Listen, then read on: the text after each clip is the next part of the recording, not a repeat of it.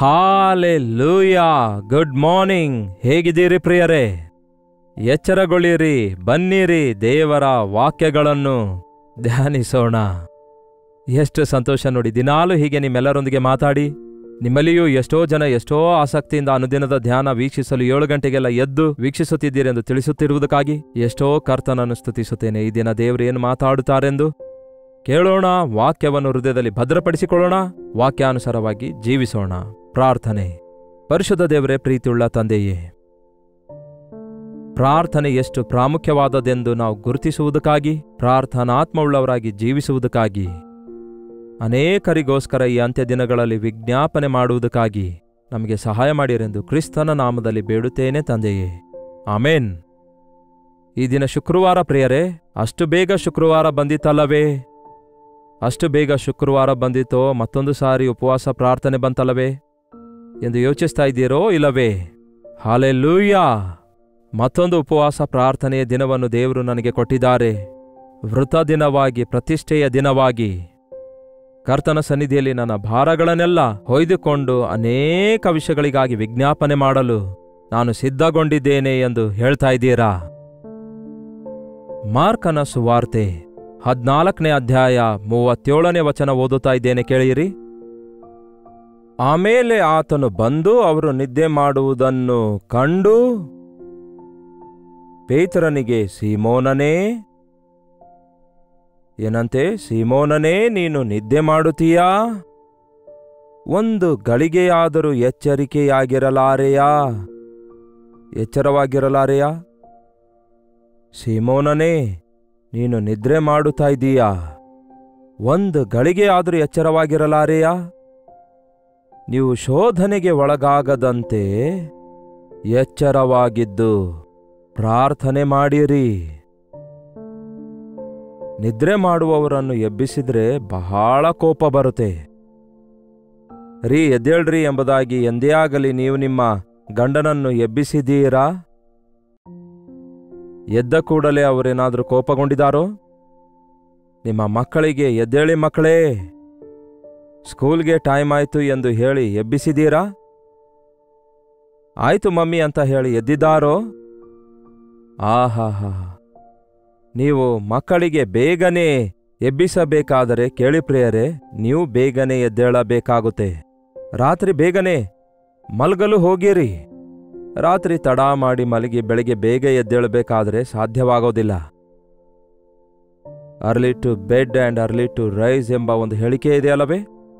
ಬೇಗ ಮಲಗಿದ್ರೆ ಬೇಗ ಎದ್ದೇಳ್ತೇವೆ. ಅಷ್ಟಕ್ಕೂ ದೇಹಕ್ಕೆ ಬೇಕಾದ ಒಳ್ಳೆ ನಿದ್ರೆ ಬಂದಂತಹ ದಿನದಲ್ಲಿ ನಾವು ಎದ್ದೇಳುವ ಅಗತ್ಯವಿಲ್ಲದೆ ನಮ್ಮ ಕರ್ತನು ನಮ್ಮೊಳಗೆ ನಮ್ಮನ್ನು ಎಚ್ಚರಗೊಳಿಸುವಂತಹ ಆ ಒಂದು ಪದ್ಧತಿಯನ್ನು ದೇವರು ಏರ್ಪಡಿಸಿಟ್ಟಿದ್ದಾರೆ. ಆಯ್ತು ಸರಿ, ಎದ್ದಿದ್ದೀರಿ. ಎದ್ದ ತಕ್ಷಣ ಏನ್ ಮಾಡ್ತೀರಿ? ಕೆಲವರು ಎದ್ದೇಳ್ತಾರೆ, ಇನ್ನು ಕೆಲವರು ಆಕಳಿಸುತ್ತಲೇ ಇರುತ್ತಾರೆ. ಎದ್ದೇಳುತ್ತಾರೆ, ಇನ್ನು ಮೊಬ್ಬಾಗಿಯೇ ಮೈ ಮುರಿದುಕೊಳ್ತಾ ಇರ್ತಾರೆ. ಎದ್ದೇಳ್ತಾರೆ, ಆದರೆ ಇನ್ನು ಹಾಸಿಗೆಯ ಮೇಲೆಯೇ ಇರ್ತಾರೆ, ಉರುಳಾಡುತ್ತಲೇ ಇರುತ್ತಾರೆ. ನಿದ್ರೆಯಿಂದ ಎದ್ದ ತಕ್ಷಣ ಕಣ್ಣು ತೆರೆದ ಕೂಡಲೇ ಮಂಚದಿಂದ ಕೆಳಗಿಳಿಯಿರಿ. ಅದನ್ನು ಅಭ್ಯಾಸ ಮಾಡಿಕೊಳ್ಳಿರಿ. ಅಯ್ಯೋ, ಇನ್ನು ಟೈಮ್ ಇದೆ, ಅರ್ಧ ಗಂಟೆ ಮಲ್ಗೋಣ ಅಂದುಕೊಂಡ್ರೆ 1 ಗಂಟೆ ಟೈಮ್ ಹೋಗ್ಬಿಡುತ್ತೆ. ಶ್ರೇಷ್ಠವಾದ ಸಮಯ ಯಾವುದು ಗೊತ್ತಾ ಪ್ರಿಯರೇ? ಬೆಳಿಗ್ಗೆ ಎದ್ದ ತಕ್ಷಣವೇ ನಿಮ್ಮ ಮನಸ್ಸಿನೊಳಗೆ ಯಾವ ಆಲೋಚನೆಗಳು, ಯಾವ ವಿಷಯಗಳು ಬರುತ್ತಾ ಇವೆಯೋ ಅವುಗಳನ್ನು ದೇವರ ಮುಂದೆ ಇಡೋದಾದರೆ ಆ ದಿನವಿಡೀ ನೀವು ಆಶೀರ್ವದಿಸಲ್ಪಡುತ್ತೀರಿ. ಆ ವಿಷಯಗಳೆಲ್ಲ ನೆರವೇರುತ್ತವೆ. ಮಲ್ಗಬೇಕಾದಾಗ ಮಲ್ಗಬೇಕು, ಪ್ರಾರ್ಥಿಸಬೇಕಾದಾಗ ಪ್ರಾರ್ಥಿಸಬೇಕು. ಬಹಳಷ್ಟು ಜನ ಚರ್ಚ್ನಲ್ಲಿಯೇ ನಿದ್ರೆ ಹೋಗ್ತಾರೆ. ನನಗೆ ಅರ್ಥವೇ ಆಗಲ್ಲ. ನಿಮಗೆ ನಿದ್ರೆ ಬಂದರೆ ಮನೆಗೆ ಹೋಗಿ ನಿದ್ದೆ ಮಾಡಿ ಅಂತ ಹೇಳ್ತೇನೆ ನಾನಾದರೂ. ಕ್ಲಾಸ್ ರೂಮಲ್ಲಿ ನಿದ್ರೆ ಮಾಡುವ ಮಕ್ಕಳು ಕೂಡ ಇದ್ದಾರೆ ಈ ದಿನಗಳಲ್ಲಿ. ಎಲ್ಲಿ ಅಂದರೆ ಅಲ್ಲಿ, ಯಾವಾಗ ಅಂದರೆ ಆವಾಗ ನಿದ್ರೆ ಬರುತ್ತಂತೆ ಕೆಲವರಿಗೆ. ಯಾಕೆ ಹಾಗೆ? ಒಂದು ವಿಷಯದಲ್ಲಿ ನಿಮಗೆ ಇಂಟ್ರೆಸ್ಟ್ ಇಲ್ಲದಿರುವಾಗ, ನಿಮ್ಮ ಶರೀರದಲ್ಲಿ ಅನಾರೋಗ್ಯ ಇರುವಾಗ, ನಿಮ್ಮ ಮನಸ್ಸು ಸರಿಯಾಗಿಲ್ಲದಿರುವಾಗ, ನಿಮ್ಮ ಮನಸ್ಸಲ್ಲಿ ಒಂದು ಗುರಿ ಇಲ್ಲದಿರುವಾಗ ಅಂತಹ ನಿದ್ರೆ ಬರೋದು ಸಹಜವೇ. ಆದರೆ ಮನುಷ್ಯ ಅಂದಾಗ ಒಂದು ಗುರಿ ಇರಬೇಕು ಪ್ರಿಯರೇ. ನೀವು ಸ್ಟೂಡೆಂಟ್ ಆಗಿರೋದಾದರೆ ನೀವು ಓದಿಕೊಳ್ಬೇಕು. ನೀವು ಉದ್ಯೋಗಸ್ಥರಾಗಿರೋದಾದರೆ ನನ್ನ ಉದ್ಯೋಗದಲ್ಲಿ ನಾನು ಬೆಸ್ಟ್ ಅವಾರ್ಡ್ ಸಂಪಾದಿಸಬೇಕು. ಯಾರೋ ಮೆಚ್ಚಿಕೊಳ್ತಾರೆ ಅನ್ನೋದಕ್ಕಾಗಿ ಅಲ್ಲ, ನಾನು ನನ್ನ ಕೆಲಸ ಬೆಸ್ಟ್ ಆಗಿ ಮಾಡಬೇಕೆಂಬ ಭಾವನೆ ಇರಬೇಕು. ನೀವು ಒಬ್ಬ ಹೋಮ್ ಬಿಲ್ಡರ್ ಆಗಿರೋದಾದ್ರೆ, ಅಂದರೆ ನೀವು ಮನೆ ಒಡತಿ ಆಗಿರೋದಾದ್ರೆ, ನಿಮ್ಮ ಮನೆ ಶಿಸ್ತಾಗಿಟ್ಕೊಳ್ಳಲು ಚುರುಕಾಗಿರಬೇಕು. ಉದಯ ಕಾಲದಲ್ಲಿಯೇ ಎಲ್ಲ ಕೆಲಸ ಮುಗಿಸಿಕೊಳ್ಳೋದಾದ್ರೆ ದಿನವಿಡೀ ಎಷ್ಟು ಸಮಯ ಉಳಿಯುತ್ತೆ ಗೊತ್ತಾ ನಮಗೆ? ನಿಧಾನವಾಗಿ ಕೆಲಸ ಮಾಡುವವನು ಸೋಮಾರಿ ಆಗುತ್ತಾನೆ. ಚುರುಕಾಗಿರುವುದು ದೊಡ್ಡ ಭಾಗ್ಯವಾಗಿದೆ ಎಂದು ದೇವರ ವಾಕ್ಯ ಹೇಳ್ತದೆ. ಇಲ್ಲಿ ಯೇಸು ಪೇತ್ರನನ್ನು ಎಬ್ಬಿಸಬೇಕಾಗ್ತಿದೆ. ಬಹಳ ಮುಖ್ಯವಾದ ಸಮಯವಾಗಿದೆ. ಗೆತ್ಸೆಮನೆ ತೋಟದಲ್ಲಿ ಯೇಸು ಅತ್ತು ಪ್ರಾರ್ಥಿಸುವ ರಾತ್ರಿಯಾಗಿತ್ತು. ಈ ಮೂವರನ್ನು ಅಂದರೆ ಪೇತ್ರ, ಯೋಹಾನ, ಯಾಕೋಬರನ್ನು ಕರೆದುಕೊಂಡು ಪ್ರಾರ್ಥಿಸಲು ಯೇಸು ಹೋಗ್ತಾರೆ. ನೋಡಿ, ಪ್ರಾರ್ಥಿಸಲು ನಮಗೆ ಜೊತೆ ಯಾರಾದರೂ ಬೇಕು. ನಾವು ಪ್ರಾರ್ಥಿಸುವಾಗ ಇತರರೊಂದಿಗೆ ಸೇರಿ ಪ್ರಾರ್ಥಿಸುವಂಥದ್ದು ಬಹಳ ಅವಶ್ಯಕವಾಗಿದೆ. ಅದಕ್ಕೆ ಉಪವಾಸ ಪ್ರಾರ್ಥನೆ ದಿನದಲ್ಲಿ ನಿಮ್ಮ ಸಭೆಗಳಿಗೆ ಹೋಗಿರಿ, ಜೊತೆ ವಿಶ್ವಾಸಿಗಳೊಂದಿಗೆ ಸೇರಿ ಪ್ರಾರ್ಥಿಸಿರಿ. ಯೇಸುವೂ ಕೂಡ 3 ಜನ ಶಿಷ್ಯರನ್ನು ಜೊತೆಗೆ ಒಯ್ತಾರೆ. ಬೇರೆಯವರಿಗಿಂತಲೂ ಇವರೇ ಚೆನ್ನಾಗಿ ಪ್ರಾರ್ಥಿಸ್ತಾರೆ ಅಂದ್ಕೊಂಡ್ರೆ ಏನೋ ಗೊತ್ತಿಲ್ಲ, ಇಲ್ಲವೇ ಚೆನ್ನಾಗಿ ಇವರು ಪ್ರಾರ್ಥಿಸ್ತಾರೆ ಎಂದು ಭಾವಿಸಿ ಅವರ ವಿಷಯದಲ್ಲಿ ದೊಡ್ಡ ಅಭಿಪ್ರಾಯವುಳ್ಳವರಾಗಿದ್ರು ಯೇಸು. ಹಾಗಾಗಿ ಅವರನ್ನು ಕರೆದುಕೊಂಡು ಕಲ್ಲೆಸೆಯುವಷ್ಟು ದೂರ ಹೋಗಿ, ಅಂದ್ರೆ ಕಲ್ಲೆಸೆದ್ರೆ ಎಲ್ಲಿ ಬೀಳುತ್ತೋ ಅಲ್ಲಿ ಅಷ್ಟು ದೂರ ಹೋಗಿ ಒಬ್ಬಂಟಿಗನಾಗಿ ಪ್ರಾರ್ಥಿಸಿ ಮಧ್ಯದಲ್ಲಿ ತಿರುಗಿ ಬಂದು ನೋಡಿದ ಕೂಡಲೇ ಪೇತ್ರನು ನಿದ್ರೆ ಮಾಡುತ್ತಾ ಇದ್ದ. ಸಿಮೋನನೇ, ನೀನು ನಿದ್ರೆ ಮಾಡುತ್ತಾ ಇದ್ದೀಯಾ? ಒಂದು ಗಳಿಗೆ ಆದರೂ ಎಚ್ಚರವಾಗಿರಲಾರೆಯಾ? ಸ್ವಲ್ಪ ಹೊತ್ತು ಎಚ್ಚರವಾಗಿದ್ದು ಪ್ರಾರ್ಥಿಸಲಾರೆಯಾ? ಶೋಧನೆಗೆ ಒಳಗಾಗದಂತೆ ಎಚ್ಚರವಾಗಿದ್ದು ಪ್ರಾರ್ಥನೆ ಮಾಡಿರಿ. ಪ್ರಾರ್ಥಿಸುವಂಥವನು ಶೋಧನೆಯನ್ನು ಜಯಿಸುತ್ತಾನೆ ಪ್ರಿಯರೇ. ಪ್ರಾರ್ಥನೆಯಲ್ಲಿ ನಿದ್ರೆ ಮಾಡುವವನು ಶೋಧನೆಗೆ ಗುರಿಯಾಗ್ತಾನೆ, ಬಲಿಯಾಗ್ತಾನೆ. ಲೋಕವೇ ಶೋಧನೆಗಳ ನೆಲೆಯಾಗಿದೆ. ಶೋಧನೆಗಳ ನೆಲೆ ಎಂದು ಹೇಳಬೇಕು. ಎಲ್ಲಿ ಹೋದರೂ ಶೋಧನೆಗಳಿವೆ. ಶರೀರದಾಸೆ, ಕಣ್ಣಿನಾಸೆ, ಬದುಕು ಬಾಳಿನ ಡಂಬ, ನಾನಾ ವಿಧವಾದ ರೀತಿಯಲ್ಲಿ ಸೈತಾನನು ನಮ್ಮನ್ನು ಶೋಧಿಸಿ ಹೇಗಾದರೂ ಮಾಡಿ ನಮ್ಮನ್ನು ಪಾಪದಲ್ಲಿ ಬೀಳಿಸುವುದಕ್ಕಾಗಿ ಯೇಸುವಿನಿಂದ ದೂರ ಮಾಡಬೇಕೆಂದು ಪ್ರಯತ್ನಿಸ್ತಾನೆ. ಆದರೆ ಪ್ರಾರ್ಥಿಸುವಂಥವನು ಬಲವಾಗಿರುತ್ತಾನೆ, ಸಿಂಹದಂತೆ ಧೈರ್ಯದಿಂದ ನಿಲ್ಲುತ್ತಾನೆ, ಸೈತಾನನನ್ನು ಬಂಧಿಸುವವನಾಗಿರುತ್ತಾನೆ. ಪ್ರಾರ್ಥನೆಯ ಶಕ್ತಿ ನೀವು ಅರಿತಿರೋದಾದ್ರೆ ಪ್ರಾರ್ಥನೆಯ ಸಮಯವನ್ನು ನೀವು ಎಂದಿಗೂ ನಿರ್ಲಕ್ಷ್ಯ ಮಾಡೋದಿಲ್ಲ. ನಿದ್ರಿಸುವಂಥವರಾಗಲಿ, ನಿರ್ಲಕ್ಷ್ಯ ಮಾಡುವವರಾಗಲಿ, ಇಲ್ಲವೇ ಪ್ರಾರ್ಥಿಸುವ ಸಮಯದಲ್ಲಿ ಕೆಲವರು ಭಕ್ತರಂತೆ ಬೈಬಲ್ ಓದುತ್ತಾರೆ. ಬೈಬಲ್ ಓದಬೇಕಾದಾಗ ಬೈಬಲ್ ಓದಿರಿ. ಎಲ್ಲರೂ ಪ್ರಾರ್ಥಿಸುವಾಗ ನೀವು ಒಬ್ಬರೇ ಬೈಬಲ್ ಓದುತ್ತಾ ಕೂತ್ಕೊಂಡ್ರೆ ಅದರ ಅರ್ಥವೇನು? ಚರ್ಚಸಲ್ಲೂ ಕೂಡ ಕೆಲವರು ಹಾಗೆ ಮಾಡ್ತಾರೆ. ಪ್ರಾರ್ಥನೆಯ ಸಮಯ ಬಹಳ ಪ್ರಾಮುಖ್ಯವಾಗಿದೆ. ಎಚ್ಚರವಾಗಿದ್ದು ಪ್ರಾರ್ಥಿಸಿರಿ. ಯಾವ ವಿಷಯಗಳಿಗಾಗಿ ಪ್ರಾರ್ಥಿಸಬೇಕು? ಎಚ್ಚರವಾಗಿರುವವನ ವಿಷಯದಲ್ಲಿ ನೋಡಿರಿ, ಎಷ್ಟೇ ಸಣ್ಣ ಶಬ್ದ ಇದ್ರೂ ಕೂಡ ಕೇಳುವವನಾಗಿರ್ತಾನೆ. ನಿದ್ದೆ ಮೊಬ್ಬಲ್ಲಿರುವವನಿಗೆ ಎಷ್ಟೇ ದೊಡ್ಡ ಶಬ್ದ ಕೇಳಿಸಿದ್ರೂ ಕೂಡ ಎಚ್ಚರವಾಗೋದಿಲ್ಲ. ಬಿ ಅಲರ್ಟ್ ಎಂದು ಹೇಳ್ತಾರಲ್ಲವೇ, ತೂಫಾನು ಬರ್ತಿದೆ, ಬಿ ಅಲರ್ಟ್ ಅಂದಾಗ ನಾವು ಜಾಗರೂಕರಾಗಿ ಆ ಕಡೆ ಈ ಕಡೆ ನೋಡುತ್ತಾ ಇರ್ತೇವೆ. ವಾತಾವರಣದ ಬಗ್ಗೆ ನೋಡ್ತೇವೆ, ವಾರ್ತೆಯಲ್ಲಿ ಏನು ಹೇಳ್ತಿದ್ದಾರೆಂದು ನೋಡ್ತೇವೆ, ಯಾವ ಅಪಾಯ ಯಾವ ಕಡೆಯಿಂದ ಬರುತ್ತೆ ಎಂದು ಯೋಚಿಸಿ ಭದ್ರವಾಗಿರುತ್ತೇವೆ ಅಲ್ಲವೇ? ಕ್ರೈಸ್ತರು ಕೂಡ ಹಾಗೆಯೇ ಎಚ್ಚರವಾಗಿರಬೇಕು. ಯಾಕೆಂದರೆ ನಿಮ್ಮ ವೈರಿಯಾಗಿರುವ ಸೈತಾನನು ಯಾರನ್ನು ನುಂಗಲಿ ಎಂಬುದಾಗಿ ಗರ್ಜಿಸುವ ಸಿಂಹದೋಪಾದಿಯಲ್ಲಿ ರಾತ್ರಿ ಹಗಲು ತಿರುಗಾಡ್ತಿದ್ದಾನೆ. ಹಾಗಾದರೆ ಪ್ರಾರ್ಥಿಸ್ತಾ ಇದ್ದೀರಾ? ಒಬ್ಬಂಟಿಗರಾಗಿ ಪ್ರಾರ್ಥಿಸಿರಿ, ಎಚ್ಚರವಾಗಿದ್ದು ಪ್ರಾರ್ಥಿಸಿರಿ, ನಿಮ್ಮ ಸಭೆಗಳಿಗೆ ಹೋಗಿ ಪ್ರಾರ್ಥಿಸಿರಿ. ನಿಮಗೊಂದು ಶೋಧನೆ ಬರುವಾಗ, ನಿಮಗೊಂದು ಹೋರಾಟ ಬರುವಾಗ, ನಿಮಗೊಂದು ಅನಾರೋಗ್ಯ ಬರುವಾಗ, ಸರಿ ಹೋದಾಗ ಪ್ರಾರ್ಥಿಸ್ತೇನೆ, ಶೋಧನೆ ತೀರಿ ಹೋದಾಗ ಪ್ರಾರ್ಥಿಸ್ತೇನೆ ಅನ್ನಬೇಡಿ. ಮನಸ್ಸು ಸರಿಯಾಗಿಲ್ಲ, ಈಗ ಪ್ರಾರ್ಥಿಸಲು ಆಗೋದಿಲ್ಲ ಅನ್ಬೇಡಿ. ನೀವಿದ್ದ ಸ್ಥಿತಿಯಲ್ಲಿಯೇ ಮೊಳಕಾಲು ಊರುವುದಾದರೆ ನಿಮ್ಮ ಮನಸ್ಸು ಸರಿಯಾಗುತ್ತೆ. ನೀವು ಮಾಡಿರುವ ಪ್ರಾರ್ಥನೆಯ ನಿಮಿತ್ತ ನಿಮ್ಮ ಸಮಸ್ಯೆಗಳಿಗೆ ಉತ್ತರ, ಪರಿಹಾರ ಕೂಡ ದೊರಕುತ್ತದೆ. ಒಂದು ಗಳಿಗೆ ಆದರೂ ಎಚ್ಚರವಾಗಿದ್ದು ಪ್ರಾರ್ಥಿಸಲಾರೆಯ ಮನಸ್ಸು ಸಿದ್ಧವಾಗಿದೆ. ಆದರೆ ದೇಹಕ್ಕೆ ಬಲ ಸಾಲದು ಎಂದು ಪೇತ್ರನಿಗೆ ಹೇಳಿ ತಿರುಗಿ ಹೋಗಿ ಅದೇ ಮಾತನ್ನು ಹೇಳುತ್ತಾ ಹೋಗಿ ಪ್ರಾರ್ಥಿಸಿದನು. ಆತ್ಮ ಸಿದ್ಧವಾಗಿಯೇ ಇದೆ, ಆದರೆ ಶರೀರ ಬಲಹೀನವಾಗಿದೆ. ಶರೀರವನ್ನು ಜಯಿಸಬೇಕಾದರೆ ಆತ್ಮದಲ್ಲಿ ಪ್ರಾರ್ಥಿಸುವುದನ್ನು ಅಭ್ಯಾಸ ಮಾಡಿಕೊಳ್ಳಿರಿ. ನೀವು ಎಚ್ಚರವಾಗಿದ್ದು ಪ್ರಾರ್ಥಿಸಿರಿ. ಪ್ರಾರ್ಥನೆ ಒಂದು ವಿಶ್ವಾಸಿಗೆ ಉಸಿರಿನಂತಿದೆ.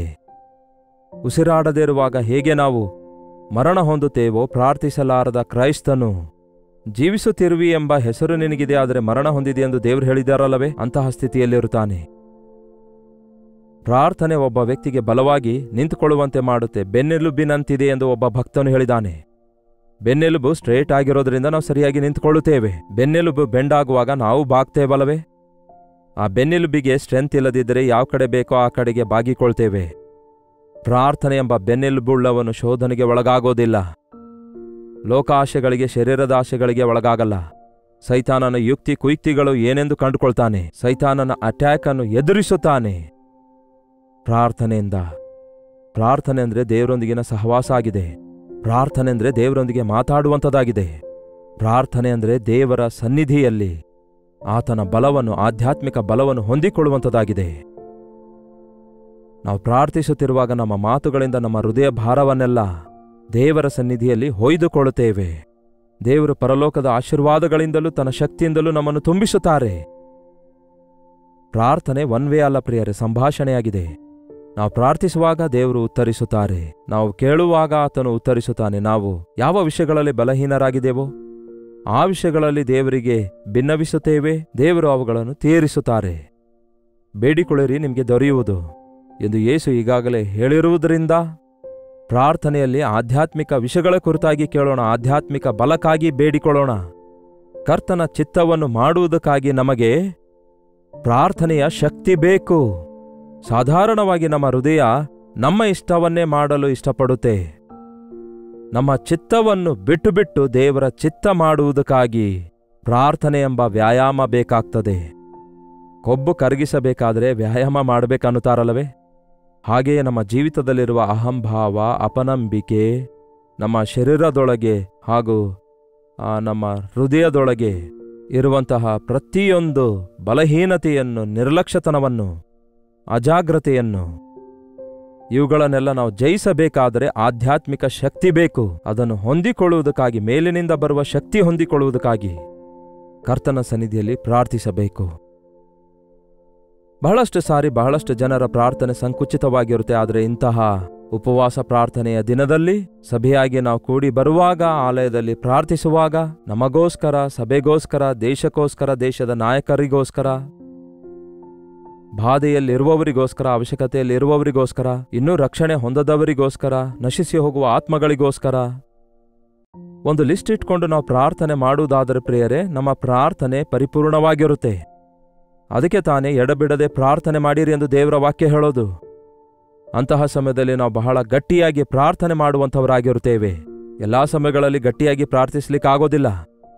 ಆದರೆ ಅಂತರಂಗದೊಳಗೆ ಆ ಪ್ರಾರ್ಥನೆಯ ಭಾರವನ್ನು ಇಟ್ಟುಕೊಂಡಾಗ, ನುಡಿಯಲ ಶಕ್ಯವಾದ ನರಳಾಟದೊಂದಿಗೆ ಆ ಒಂದು ಹೃದಯ ಆಳದಿಂದ ದೇವರಿಗೆ ವಿಜ್ಞಾಪನೆಯನ್ನು ಮಾಡುವಾಗ, ಅದರೊಂದಿಗೆ ನಮ್ಮ ಆಲೋಚನೆ, ನಮ್ಮ ಯೋಚನೆಗಳೆಲ್ಲ ದೇವರೊಂದಿಗೆ ಹಂಚಿಕೊಳ್ಳುವುದಾದರೆ ಕರ್ತನು ಅನುಗ್ರಹಿಸುವ ಆಧ್ಯಾತ್ಮಿಕ ಬಲವನ್ನು, ಶಾರೀರಿಕ ಬಲವನ್ನು ಹೊಂದಿಕೊಳ್ಳುವವರಾಗುತ್ತೇವೆ. ಎಷ್ಟೇ ಹೇಳಿದರೂ ಪೇತ್ರ, ಯೋಹಾನ, ಯಾಕೋಬರು ಪ್ರಾರ್ಥಿಸಲಿಲ್ಲ. ಶೋಧನೆ ಬರುತ್ತೆ ಪ್ರಿಯರೇ, ಅದನ್ನು ಜಯಿಸಬೇಕಾದರೆ ಪ್ರಾರ್ಥನೆ ಬೇಕು. ಈಗ ನನಗೆ ಯಾವ ಶೋಧನೆ ಇಲ್ಲ, ಎಲ್ಲವೂ ಚೆನ್ನಾಗಿದೆ, ನಿದ್ರೆ ಬರ್ತಿದೆ, ಮಲಗುತ್ತೇನೆ ಅಂದ್ಕೊಳ್ಬೋದು. ಆದರೆ ಶೋಧನೆಗಳು ಬರ್ಲಿಕ್ಕಿವೆ. ನಿದ್ರೆ ಮಾಡಲಾರದಂತಹ ಪರಿಸ್ಥಿತಿಗಳು ಬರ್ಲಿಕ್ಕಿವೆ. ಭಯಂಕರವಾದ ಕಾರ್ಯಗಳು ಈ ಲೋಕದಲ್ಲಿ ಜರುಗಲಿಕ್ಕಿವೆ. ಈ ದಿನ ಚೆನ್ನಾಗಿರಬಹುದು, ಸೌಖ್ಯವಾಗಿರಬಹುದು. ಆದರೆ ಶೋಧನೆಯ ಸಮಯದಿಂದ ನೀವು ತಪ್ಪಿಸಿಕೊಳ್ಳಬೇಕಾದ್ರೆ, ಆಧ್ಯಾತ್ಮಿಕವಾಗಿ ನೀವು ಬಲಗೊಳ್ಳುವುದಕ್ಕೋಸ್ಕರ ಪ್ರಾರ್ಥನೆ ನಿಮಗೆ ಎಷ್ಟೋ ಅವಶ್ಯಕವಾಗಿದೆ. ಯೇಸು ಆದರೂ ಎಷ್ಟೋ ಆಸಕ್ತಿಯಿಂದ ಪ್ರಾರ್ಥಿಸ್ತಾರೆ, ವೇದನೆಯಿಂದ ಪ್ರಾರ್ಥಿಸ್ತಾರೆ. ಆ ರಾತ್ರಿ ಆ ಗೆತ್ಸೆಮನೆ ತೋಟದಲ್ಲಿ ಆತನ ಬೆವರು ನೆಲದ ಮೇಲೆ ಬೀಳುವಾಗ ರಕ್ತ ಬಿಂದುವಿನಂತೆ ಬಿದ್ದಿತ್ತು. ಆತನು ಪ್ರಾರ್ಥಿಸಿರೋದ್ರಿಂದಲೇ ಆತನು ಎಷ್ಟೋ ಭಯಂಕರವಾದ ಅವಮಾನವನ್ನು, ನಿಂದೆಯನ್ನು, ಶ್ರಮೆಯನ್ನು ತಾಳಿಕೊಂಡನು. ದ್ರೋಹ ಮಾಡಿರುವ ಯೂದನನ್ನು ಕೂಡ ಕ್ಷಮಿಸುತ್ತಾರೆ. ಆ ರಾತ್ರಿ ವೇಳೆಯಲ್ಲಿ ಆ ಯೇಸುವನ್ನು ಬಂಧಿಸಲು ಬಂದಾಗ ಪೇತ್ರನು ಆ ಸೈನಿಕನೊಬ್ಬನ ಕಿವಿ ಕತ್ತರಿಸುತ್ತಾನೆ. ಹಾಗೆ ಕಿವಿಯನ್ನು ಪೇತ್ರನು ಕತ್ತರಿಸಿದಾಗ ಪೇತ್ರನಿಗೆ ಆ ಕತ್ತಿ ಬೀಸಾಡು ಅಂತ ಯೇಸು ಹೇಳ್ತಾರೆ ಮತ್ತು ಆ ಕಿವಿಯನ್ನು ಅಂಟಿಸ್ತಾರೆ. ಯಾವುದೇ ಪ್ಲಾಸ್ಟಿಕ್ ಸರ್ಜರಿಯ ಅಗತ್ಯವಿಲ್ಲದೆ ಬಂಧಿಸುವುದಕ್ಕಾಗಿ ಬಂದಂಥವನನ್ನು ಸ್ವಸ್ಥಪಡಿಸಿ ಕಳಿಸುತ್ತಾರೆ. ಪ್ರಾರ್ಥನೆ ನಮಗೆ ಎಷ್ಟೋ ಉನ್ನತ ಮನೋಭಾವನೆ ಕೊಡುವಂಥದ್ದಾಗಿದೆ, ಎಷ್ಟೋ ಪ್ರೀತಿ ಸಹನೆ ಕೊಡುವಂಥದ್ದಾಗಿದೆ. ಶಿಲುಬೆಯಲ್ಲಿ ಯೇಸು ಹೊಂದಿರುವ ಶ್ರಮೆ ಆ ಒಂದು ನಿಂದೆ, ಅವಮಾನ, ಶಾರೀರಿಕ ಮಾನಸಿಕ ಬಾಧೆಗಳು ಇವೆಲ್ಲ ಯೇಸು ಸಹಿಸಿಕೊಳ್ಳಲು ಕಾರಣ ಆತನು ಪ್ರಾರ್ಥನೆಯಲ್ಲಿ ತನ್ನನ್ನು ತಾನು ಸಿದ್ಧಪಡಿಸಿಕೊಂಡಿರೋದ್ರಿಂದಲೇ. ಲೋಕವೆಲ್ಲ ಹಾಯಾಗಿರುತ್ತೆ ಅಂದುಕೊಳ್ಬೇಡಿ. ಲೋಕದ ಪರಿಸ್ಥಿತಿ ಯಾವ ಕ್ಷಣ ಬೇಕಾದರೂ ಬದಲಾಗಬಹುದು. ನಿಮ್ಮ ಸ್ವಂತವರೇ ನಿಮಗೆ ವಿರೋಧವಾಗಿ ತಯಾರಾಗಬಹುದು. ನೀವು ಆಧಾರಗೊಂಡಿರುವವುಗಳೇ ನಿಮ್ಮ ಕೈ ಬಿಡಬಹುದು. ಅಂತಹ ಎಲ್ಲಾ ಸಮಯಗಳಲ್ಲಿ ಸ್ಥಿರವಾದ ನಂಬಿಕೆ ಹೊಂದಿಕೊಂಡಿರಬೇಕಾದ್ರೆ, ಆಧ್ಯಾತ್ಮಿಕವಾಗಿ ಬಿದ್ದು ಹೋಗಲಾರದಂತೆ, ದೇವರಿಗೆ ವಿರುದ್ಧವಾಗಿ ತಿರುಗಿ ಬೀಳಲಾರದಂತೆ ನಂಬಿಕೆಯನ್ನು ಕಾಪಾಡಿಕೊಳ್ಳಬೇಕಾದರೆ ನಮಗೆ ಅತ್ಯಧಿಕವಾದದ್ದು, ಅತ್ಯವಶ್ಯಕವಾದದ್ದು ಪ್ರಾರ್ಥನೆಯ ಜೀವಿತವಾಗಿದೆ. ಬನ್ನಿ ಪ್ರಾರ್ಥಿಸೋಣ. ಪರಿಶುದ್ಧ ದೇವರೇ, ಪ್ರೀತಿಯುಳ್ಳ ತಂದೆಯೇ, ಒಬ್ಬಂಟಿಗರಾಗಿ ಪ್ರಾರ್ಥಿಸುವುದನ್ನು ನಮಗೆ ಕಲಿಸಿರಿ. ಸಭೆಯಲ್ಲಿ ಐಕ್ಯವಾಗಿದ್ದು ವಿಶ್ವಾಸಿಗಳೊಂದಿಗೆ ಮೊರೆ ಇಡುವಂತಹ ನಂಬಿಕೆಯ ಪ್ರಾರ್ಥನೆ ನಮಗೆ ಕಲಿಸಿಕೊಡಿರಿ. ಯಾರೊಬ್ಬರೂ ನಮ್ಮ ಕುಟುಂಬದಲ್ಲಿ ಸೈತಾನನ ತಂಟೆಗೆ ಹೋಗದಂತೆ ನಮ್ಮ ಸುತ್ತಲೂ ಬೇಲಿಯನ್ನು ಹಾಕಿಕೊಂಡು ಕುಟುಂಬ ಪ್ರಾರ್ಥನೆ ಮಾಡುವುದನ್ನು ನಮಗೆ ಕಲಿಸಿಕೊಡಿರಿ.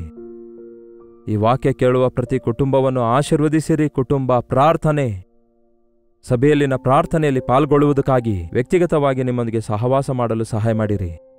ಉಗ್ರತೆಯ ದಿನದಲ್ಲಿ ದೇವರೇ, ಶೋಧನೆಯ ಸಮಯದಲ್ಲಿ ನಿಲ್ಲಲು ಶಕ್ತರಾಗುವಂತಹ ಆಧ್ಯಾತ್ಮಿಕ ವೀರರನ್ನಾಗಿ ನಮ್ಮೆಲ್ಲರನ್ನು ಸಿದ್ಧಗೊಳಿಸಿರೆಂದು ಕ್ರಿಸ್ತನ ನಾಮದಲ್ಲಿ ಬೇಡುತ್ತೇನೆ ತಂದೆಯೇ, ಆಮೇನ್. ತಂದೆಯಾದ ದೇವರ ಪ್ರೀತಿಯೂ ಮಗನಾಗಿರುವ ಕ್ರಿಸ್ತನ ಕೃಪೆಯೂ ಆದರಣೆಕರ್ತನಾದ ಪವಿತ್ರಾತ್ಮನ ಸಹವಾಸವು ಕೂಡಿ ಬಂದಿರುವ ನಮ್ಮೆಲ್ಲರ ಸಂಗಡ ಇಂದಿಗೂ ಸದಾಕಾಲಕ್ಕೂ ನೆಲೆಯಾಗಿರಲಿ. ಆಮೇನ್. ದೇವರಿಗೆ ಸ್ತೋತ್ರ. ನಿಮ್ಮ ಪ್ರಾರ್ಥನಾ ಮನವಿ 8939731313 ನಂಬರ್ಗೆ ಒಂದು ಟೆಕ್ಸ್ಟ್ ಇಲ್ಲವೇ ವಾಯ್ಸ್ ಮೆಸೇಜ್ ಮೂಲಕ ವಾಟ್ಸಪ್ ಕಳಿಸಿಕೊಡಿರಿ. ನೀವು ಇತರ ದೇಶದವರಾಗಿರೋದಾದರೆ ಇದೇ ನಂಬರ್ಗೆ ನಿಮ್ಮ ಪ್ರಾರ್ಥನಾ ಮನವಿ ಕೂಡ ಕಳಿಸಿಕೊಡಿ. ನಿಮಗೋಸ್ಕರ ನಾವು ಪ್ರಾರ್ಥಿಸ್ತಿದ್ದೇವೆ, ನೀವು ಕೂಡ ಪ್ರಾರ್ಥಿಸಿರಿ. ತಪ್ಪದೆ ಈ ಅಂತ್ಯಕಾಲದಲ್ಲಿ ದೇವರು ತನ್ನ ಕೃಪೆಯಲ್ಲಿ ನಮ್ಮನ್ನು ಭದ್ರಪಡಿಸ್ತಾರೆ. ಪ್ರಾರ್ಥನೆ ಜೀವಿತ ಹೊಂದಿಕೊಂಡವರಾಗಿರಿ. ಕರ್ತನ ಚಿತ್ತವಿರುವುದಾದರೆ ಮತ್ತೆ ನಾಳೆ ಇದೇ ಅನುದಿನದ ಧ್ಯಾನದಲ್ಲಿ ಭೇಟಿಯಾಗೋಣ. ಈ ದಿನದ ಉಪವಾಸ ಪ್ರಾರ್ಥನೆಯಲ್ಲಿ ನಿಮ್ಮ ಸಭೆಗಳಿಗೆ ಹೋಗಿ ಜೊತೆ ವಿಶ್ವಾಸಿಗಳೊಂದಿಗೆ ಸೇರಿ ಪ್ರಾರ್ಥಿಸಿರಿ. ಅಲ್ಲಿಯವರೆಗೂ ದೇವರ ಮಹಾಕೃಪೆ ನಿಮ್ಮೆಲ್ಲರೊಂದಿಗಿರಲಿ.